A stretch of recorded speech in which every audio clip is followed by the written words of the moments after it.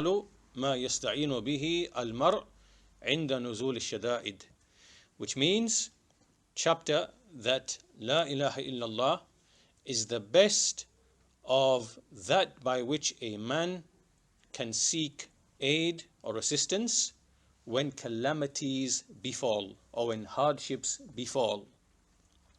So the hadith then, Salama radiallahu anha, she said, استيقظ النبي صلى الله عليه وسلم من الليل وهو يقول. So the Messenger of Allah he awoke in the night and he said, لا إله إلا الله ماذا أنزل الليلة من الفتن ماذا أنزل من الخزائن. So he said, he exclaimed, La ilaha illallah. This is an exclamation. What has descended this night of tribulations, and what has descended of treasures? Who will awaken the inhabitants of the apartments? And how many are there who are clothed in this life but naked in the hereafter? This is related by Al-Bukhari. So basically the Messenger of Allah, he awoke one night kind of startled and exclaiming La ilaha illallah, and then mentioning some things that had been shown to him. So he said, what has descended this night of tribulations, and what has descended this night of treasures? And then he said, who will awaken the inhabitants inside the apartments, meaning for prayer, for salah, for tahajjud. And then he remarked how many a clothed person there is in the world who is naked in the hereafter. So there are a number of benefits that are to be taken from this particular text, which first of all, this hadith indicates the excellence of the statement La ilaha illallah, because the Messenger of Allah, when he was startled by something, when he saw something, or when he came to know of something serious, some great affair, some tremendous, serious affairs that were brought to his knowledge, which brought some difficulty upon him, because these affairs, the descent of tribulations, and likewise being shown treasures, this is a tribulation for his nation. What is to come for upon his nation of trials, hardships, being put to trial by way of wealth and riches and things of that nature. So he said, La ilaha illallah. He made an exclamation by way of this statement of Tawheed. And this indicates, so first of all, this is the shahid, the point of evidence from the hadith, is that the greatness of this kalima is such that it is said in the presence of hardships and calamities. And this is to lighten those calamities. Why? Because when you are faced with calamities and hardships, and you make the statement of La ilaha illallah, then you know that compared to the statement, the meaning and the weightiness of La ilaha illallah, then you know that those calamities and hardships are, they are reduced, or they become much more insignificant in comparison to the meaning, the haqq, the truth, the justice, the adl, of La ilaha illallah. It is a truly mighty, tremendous statement. So this shows the virtue and the excellence of the kalima La ilaha illallah, and that is the shahid, or the actual point of evidence that we are, which relates to our subject of the excellence of the kalima La ilaha illallah. And then there are other benefits from them, is that he, the Messenger of Allah, has been informed that trials have descended and that they are in abundance. And so, as you know, the Messenger of Allah from the knowledge of the unseen that he was given was that which would befall this Muslim nation of many trials, tribulations, splitting, division, controversies, the appearance of callers to misguidance, and many other affairs which are abundant in the prophetic sunnah. So the third benefit is that the Messenger of Allah, he encouraged to establish Qiyamul Layl, to establish the night prayer, and to strive in ibadah. And so this is befitting because tribulations are not repelled except by way of Iman and Taqwa and being grateful to Allah in times of ease, in times of relaxation, in times when you are not in trial with your wealth, not in trial with your health, not in trial in your affairs. So if you remain steadfast and you are grateful to Allah, then in the times of hardship, then those hardships will become easy. They will become easy for you to pass by or to pass over, to traverse over.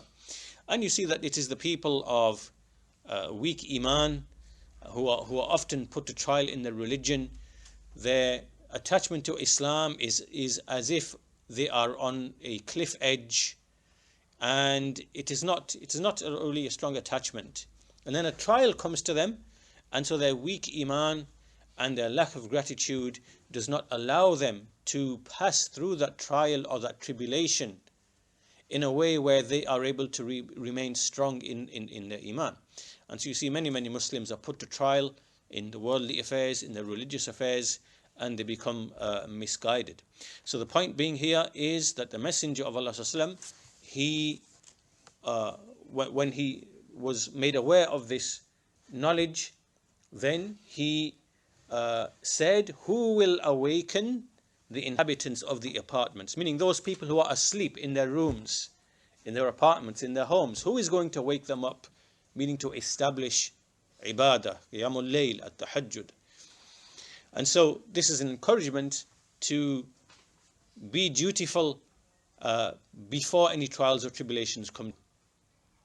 Also from them is, at the same time, it is an indication for a person to command his family with the prayer, to be plentiful in worship, and to be encouraged upon that. And this in fact was the way of the prophets and the messengers, and in particular the prophet Ismail alayhi salam. He is mentioned specifically in the Quran. Allah describes him, وَكَانَ يَأْمُرُ أَهْلَهُ بِالصَّلَاةِ وَالزَّكَاةِ وَكَانَ عِنْدَ رَبِّهِ مَرْضِيًّا. That he used to command his family with prayer and with charity, and he was his Lord was pleased with him. He was pleasing to his Lord. Surah Maryam, Surah 19, verse number 55. Just like also at the end of the hadith, there is a warning against a tabarruj. Tabarruj is when women make a display of their beauty, and they make apparent their beauty, and they show or they display more than that which is allowed in the Quran and the Sunnah, by the legislation of Allah Azza wa Jal. So he said, how many are clothed in this life, but who will be naked in the hereafter? And so in this regard, there is a hadith reported by Muslim which speaks about there are two groups who will be in the hellfire. I have not yet seen them. I have not yet seen them. And one of those categories which he mentioned were women, nisa'un, kasiyat, ariyat. They are clothed, yet they are naked. They are clothed, yet they are naked. They have apparel on, but they are actually naked. And then the Messenger goes on to describe some of their other descriptions, such as the way that they have their hair like a camel's hump, and so on and so forth. He mentioned about them that they will not enter paradise, nor will they even smell its fragrance, even though its fragrance can be smelt from such and such a distance, a tremendous distance. So these are some of the benefits that are taken from the hadith of Salama radiyallahu anha. And we take from this also, in the Quran, we know that in the story of Yunus alayhi salam, the story of Yunus alayhi salam, who is also known as Dhunnun. Dhunnun is one of his names or one of his titles. And in the Quran, Allah Azza wa Jal, He mentions وَظَنُّونَ إِذْ ذَهَبَ مُغَاضِبًا فَظَنَّ أَن لَن نَقْدِرَ عَلَيْهِ فنادى في الظلمات أن لا إله إلا أنت سبحانك إني كنت من الظالمين فاستجبنا له ونجيناه من الغم وكذلك ننجي المؤمنين. So in this ayah, and Dhannun, when he departed angry, and he thought that we do not have a power over him, so then he called out to his Lord in the darknesses, meaning in the darknesses of the whale which had swallowed him. He said, La ilaha illa ant, subhanaka inni kuntu min al-zalimin. Free are you, glorified are you. Indeed, I was amongst those who did wrong.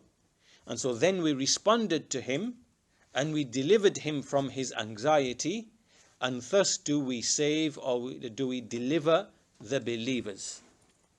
The point being here that the Prophet Yunus, and in the story of the Prophet Yunus, what happened is that the nation of Prophet Yunus alayhi salam was the only nation amongst all the nations which are described in the Quran who averted punishment. They averted punishment because they repented to Allah Azza wa Jal. As for all of the other nations, the Ad, the Thamud, the Fir'aun and his people, the people to whom Shu'aib was sent, all those other people, Qawm Tubba, and all the others, they were destroyed. But in this specific instance, what happened is that they were given, the punishment was about to descend, and the Prophet Yunus became angry that punishment had not actually befallen them, and they were given 3 days. So in those 3 days, his nation came out with all, the families, the children, and they sincerely repented for morning and evening for 3 days. And so they averted the punishment of Allah Azza wa Jal. However, the Prophet Yunus wanted the punishment to be hastened, and then he left angry. And so there happened what happened when he was thrown off the ship, and he was swallowed by a whale. And in that situation, he made tawbah because he knew that he'd done something wrong in haste. And what did he say? He said, La ilaha illallah subhanaka inni kuntu min al-zalimin. What did he make tawbah with? What did he mention? He mentioned the kalima la ilaha illallah. And so that, from the means of his deliverance.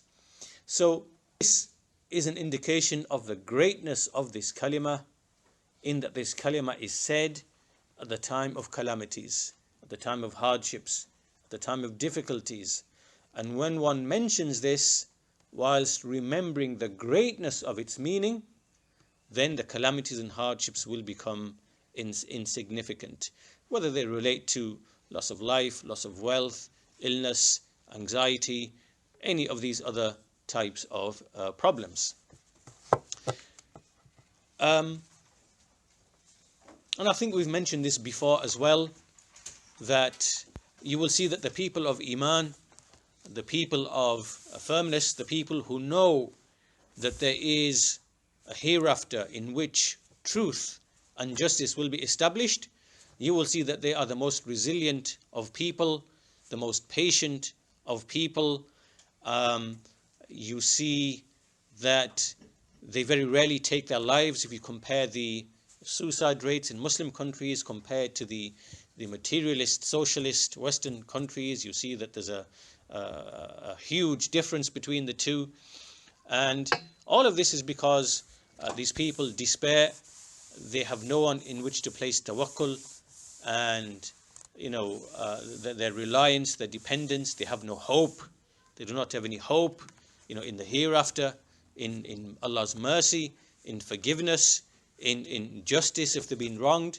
And all of this has a clear impact upon that person, their mental health, their determination, and so on and so forth. And you see now that with all of the secularism, the materialism, the atheism, the naturalism, you see not only, you see the most stupidest reasons for someone taking the life, right? Someone's girlfriend dropped him, and so he took his life. In fact, you even have some people, their pet dies. The dog dies, and then the life is over, it's finished. They've got nothing worth living anymore because their pet dog died. Right? This is the ridiculousness of the situation. In fact, even to the degree that even some of these nations are allowing people who, if they want to take their life because it's too miserable, they will legalize basically euthanasia. They will allow them to take the life, even though there are checks and things that they have in place. But nevertheless, even just the principle of allowing someone to take their life, all of this is a clear sign and a clear indication that lack of iman, the absence of iman, is something that leads to these kind of psychological, mental problems, and just general belittlement of life and lack of appreciation of life. So this concludes our discussion of hadith number 11. We now move on to hadith